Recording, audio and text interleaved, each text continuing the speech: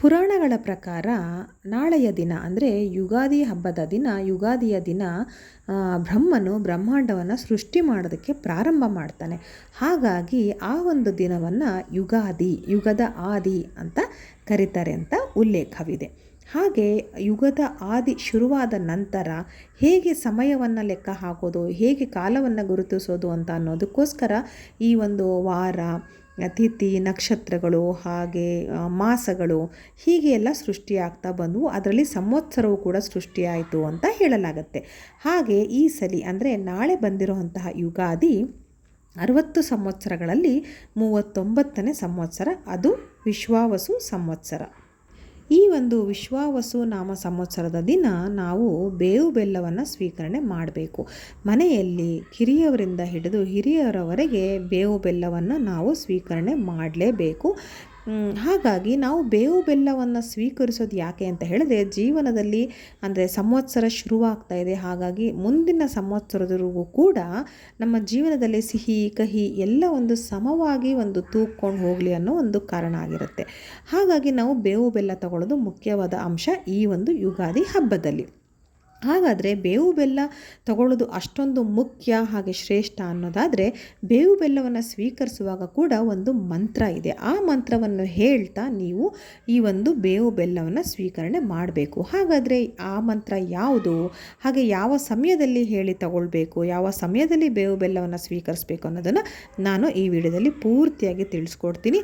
ಈ ವಿಡಿಯೋ ನಿಮಗೆ ಇಷ್ಟ ಆಯಿತು ಅಂತ ಹೇಳಿದರೆ ದಯವಿಟ್ಟು ನನ್ನ ಯೂಟ್ಯೂಬ್ ಚಾನಲ್ನ ಸಬ್ಸ್ಕ್ರೈಬ್ ಮಾಡ್ಕೊಳ್ಳಿ.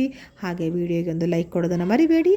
ನಿಮ್ಮ ಫ್ರೆಂಡ್ಸ್ ಆ್ಯಂಡ್ ಫ್ಯಾಮಿಲಿಗೆ ಈ ವಿಡಿಯೋ ಅವಶ್ಯಕತೆ ಇದೆ ಅಂತ ಅನಿಸಿದ್ರೆ ದಯವಿಟ್ಟು ಅವರೊಟ್ಟಿಗೆ ಈ ವಿಡಿಯೋನ ಶೇರ್ ಮಾಡ್ಕೊಳ್ಳಿ. ಇನ್ನು ಬೇವು ಬೆಲ್ಲ ತಯಾರಿಸೋದು ಒಂದೊಂದು ಪ್ರದೇಶಗಳಲ್ಲಿ ಒಂದೊಂದು ರೀತಿಯಾಗಿ ಬಂದಿದೆ. ಕೆಲವು ಕಡೆಗಳಲ್ಲಿ ಕಡಲೆಬೇಳೆಯನ್ನು ನೆನೆಸಿ ಬೆಲ್ಲದ ನೀರಿನೊಂದಿಗೆ ಬೇವಿನ ಸೊಪ್ಪನ್ನು ಸಣ್ಣದಾಗಿ ಚೂರು ಮಾಡಿ ಹಾಕಿ ತಗೊಳ್ತಾರೆ. ಇನ್ನು ಕೆಲವು ಕಡೆ ಸಣ್ಣದಾಗಿ ಹೆಚ್ಚಿ ಅದರಲ್ಲಿ ಮಾವಿನಕಾಯಿನ ಕೂಡ ಹೆಚ್ಚಿ ಹಾಕಿ ಬೆಲ್ಲದ ನೀರಲ್ಲಿ ಅದನ್ನು ಸೇವಿಸ್ತಾರೆ. ಕೆಲವು ಕಡೆ ಪಚಡಿಗಳ ರೀತಿಯಲ್ಲಿ ಮಾಡ್ತಾರೆ. ಇನ್ನು ಕೆಲವು ಕಡೆಯಲ್ಲಿ ಬೇವು ಬೆಲ್ಲ ಡೈರೆಕ್ಟಾಗಿ ಹಾಗೆ ತಗೊಳ್ತಾರೆ. ಇನ್ನೂ ಕೆಲವು ಕಡೆ ಪುಡಿಯನ್ನು ಮಾಡಿಟ್ಕೊಳ್ತಾರೆ. ಅಂದರೆ ಬೇವನ್ನು ಕೂಡ ಹುರಿದು ಪುಡಿ ಮಾಡ್ತಾರೆ. ಹಾಗೆ ಬೆಲ್ಲವನ್ನು ಸೇರಿಸಿ ಎರಡು ಮಿಶ್ರಣವನ್ನು ಸೇರಿಸಿ ಅದಕ್ಕೆ ಸ್ವಲ್ಪ ಬೇರೆ ಕಾಳುಗಳನ್ನೆಲ್ಲ ಹಾಕಿ ಪುಡಿ ಮಾಡಿ ತಗೊಳ್ತಾರೆ. ಹೀಗೆ ಬೇರೆ ಬೇರೆ ಪ್ರದೇಶಗಳಲ್ಲಿ ಬೇರೆ ಬೇರೆ ರೀತಿಯಾಗಿ ಈ ಒಂದು ಬೇವು ಬೆಲ್ಲ ಸ್ವೀಕರಿಸೋದು ರೂಢಿಯಲ್ಲಿದೆ. ಯಾವುದೇ ರೂಪದಲ್ಲಿ ತಗೊಂಡ್ರೂ ಕೂಡ ಒಟ್ಟಿನಲ್ಲಿ ನಾಳೆ ಯುಗಾದಿ ಹಬ್ಬದ ದಿನ ಮನೆ ಮಂದಿಯೆಲ್ಲ ಬೇವು ಬೆಲ್ಲವನ್ನು ಸ್ವೀಕಾರ ಮಾಡಲೇಬೇಕು. ಹಾಗಾದರೆ ಈಗ ನಾನು ಆಗಲೇ ಹೇಳ್ದಂಗೆ ಬೇವು ಬೆಲ್ಲ ಸ್ವೀಕರಿಸುವಾಗ ಯಾವ ಶ್ಲೋಕವನ್ನು ಹೇಳಬೇಕು, ಅದರ ಅರ್ಥ ಏನು, ಯಾಕದನ್ನು ಹೇಳಬೇಕು ಅನ್ನೋದನ್ನು ಕೂಡ ಹೇಳ್ತೀನಿ. ಮೊದಲಿಗೆ ಆ ಶ್ಲೋಕವನ್ನು ತಿಳ್ಕೊಳ್ಳೋಣ. ಶತಾಯುರ್ವಜ್ರದೇಹಾಯ ಸರ್ವಸಂಪತ್ಕರಾಯ ಚ ಸರ್ವಾರಿಷ್ಟ ವಿನಾಶಾಯ ನಿಂಬಕದಳ ಭಕ್ಷಣಂ. ಈ ಒಂದು ಯುಗಾದಿ ಸಮಯದಲ್ಲಿ ಬೇವು ಬೆಲ್ಲವನ್ನು ಸ್ವೀಕರಿಸುವಾಗ ಹೇಳುವಂತಹ ಮಂತ್ರ ಅಥವಾ ಶ್ಲೋಕ ಹೀಗಿದೆ. ಇದನ್ನು ಯಾರ್ಯಾರೆಲ್ಲ ಹೇಳಬೇಕಂದ್ರೆ, ಮನೆ ಮಂದಿಯೆಲ್ಲ ಬೇವು ಬೆಲ್ಲ ತಗೊಳ್ಳುವಾಗ ಅದನ್ನು ಹೇಳಬೇಕು. ಮನೆಯಲ್ಲಿ ಹಿರಿಯರಾದಂಥವರು ಬೇವು ಬೆಲ್ಲವನ್ನು ಅವರ ಕೈಗೆ ಕೊಡಬೇಕು. ಹಾಗೆ ಈ ಒಂದು ಸ್ತೋತ್ರವನ್ನು ಹೇಳ್ತಾ ಅವರು ಈ ಒಂದು ಬೇವು ಬೆಲ್ಲವನ್ನು ತಿಂದ್ಕೊಂಡು ಆ ಹಿರಿಯರ ಕಾಲಿಗೆ ನಮಸ್ಕಾರ ಮಾಡಬೇಕು. ಇನ್ನು ಈ ಒಂದು ಶ್ಲೋಕದ ಅರ್ಥ ಏನು ಅಂತ ಹೇಳಿದ್ರೆ, ಬೇವು ಬೆಲ್ಲವನ್ನು ಯಾರು ಯುಗಾದಿ ಹಬ್ಬದ ದಿನ ಸ್ವೀಕರಿಸ್ತಾರೆ ಅವರಿಗೆ 100 ವರ್ಷಗಳ ಕಾಲ ದೀರ್ಘಾಯಸ್ಸನ್ನು ದೇವರು ನಮಗೆ ನೀಡ್ತಾರೆ.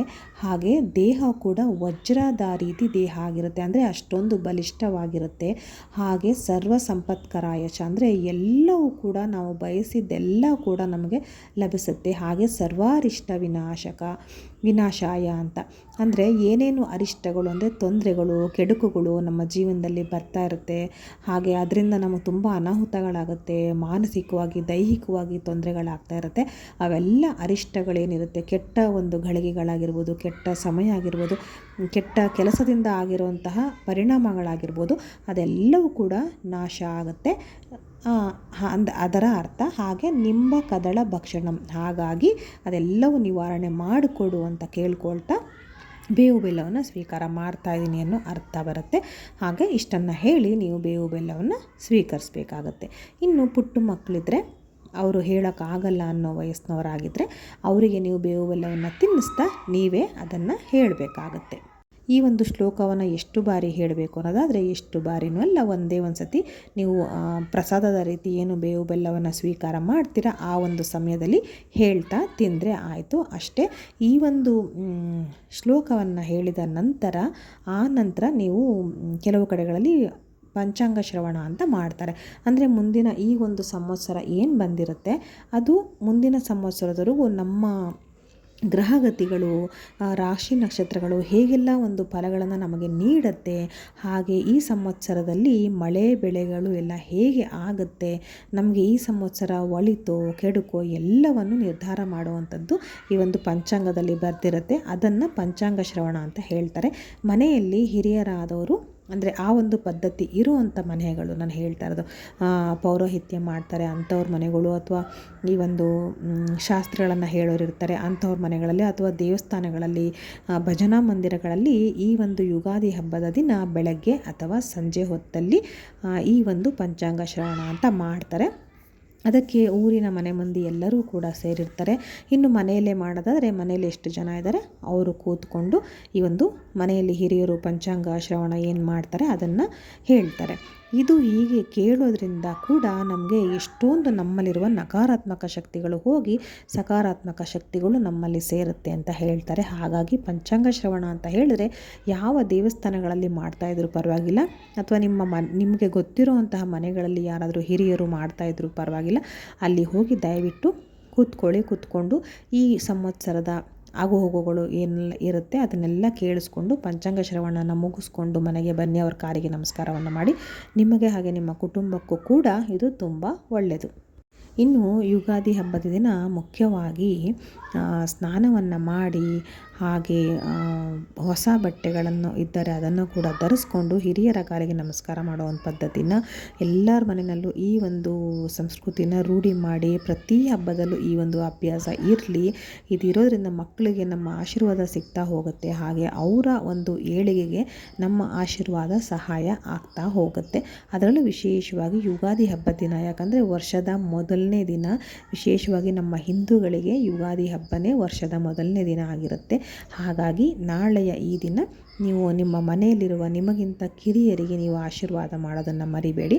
ಅವರಿಗೂ ಹೇಳ್ಕೊಡಿ ನಮಸ್ಕಾರ ಮಾಡಬೇಕಂತ. ಹಾಗಾಗಿ ಅವ್ರಿಗೂ ಕೂಡ ನಿಮ್ಮ ಆಶೀರ್ವಾದ ಸಿಗೋ ಹಾಗೆ ಆಗುತ್ತೆ. ಇನ್ನು ಈ ಒಂದು ಬೇವು ಬೆಲ್ಲ ಸ್ವೀಕರಣೆ ಸಮಯ ಯಾವುದು ಅಂತ ಹೇಳಿದರೆ ನಾಳೆ ಇಡೀ ದಿನ ತಗೊಳ್ಬಹುದು. ಆದರೆ ವಿಶೇಷ ಸಮಯ ಅಂತ ಹೇಳಿದರೆ ನಾಳೆ ಬೆಳಗ್ಗೆ 5:57 ನಾಳೆ ಮಧ್ಯಾಹ್ನ 2:19 ನೀವು ಈ ಬೇವು ಬೆಲ್ಲವನ್ನು ಸ್ವೀಕಾರ ಮಾಡೋದಕ್ಕೆ ಯಾವುದೇ ಅಡ್ಡಿ ಇಲ್ಲ. ನಾಳೆ ಬೆಳಗ್ಗೆ ಎದ್ದು ಬೇಗ ಸ್ನಾನಾದಿಗಳನ್ನು ಮುಗಿಸಿ ಆನಂತರ ದೇವರ ಪೂಜೆಯನ್ನು ಮಾಡಿ ಈ ಒಂದು ಬೇವು ಬೆಲ್ಲವನ್ನು ಸ್ವೀಕಾರ ಮಾಡಿ. ನಾಳೆ ಸಂಜೆ ಹೊಸಲಿಗೆ ದೀಪವನ್ನು ಹಚ್ಚೋದರ ಮೂಲಕ ನೀವು ಬ್ರಹ್ಮದೇವನನ್ನು ನೆನೆಸುತ್ತಾ ಒಂದು ರೀತಿಯ ಧನ್ಯತಾ ಭಾವವನ್ನು ಹೊಂದಿ ಬ್ರಹ್ಮದೇವನನ್ನು ಸಂಕಲ್ಪ ಮಾಡಿಕೊಂಡು ಆತನಿಗೆ ಒಂದು ನಮಸ್ಕಾರ ಮಾಡ್ತಾ ಯುಗಾದಿ ಹಬ್ಬದ ಆಚರಣೆಯನ್ನು ಮುಗಿಸಿ.